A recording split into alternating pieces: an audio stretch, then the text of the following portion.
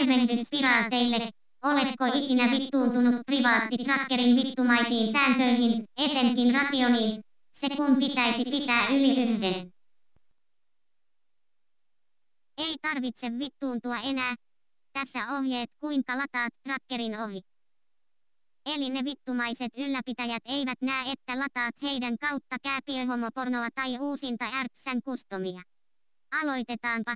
Lataa trackerilta torrent-tiedosto ja avaa torrent-ohjelmallasi.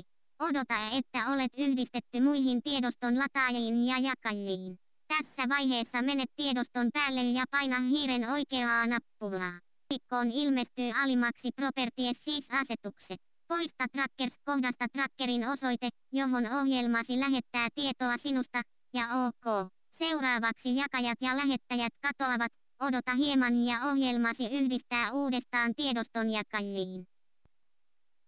Ja se olisi nyt siinä sitten. Ratio pysyy kunnossa. Tämän ohjeen tarjosi poliisin tietotekniikkaosasto.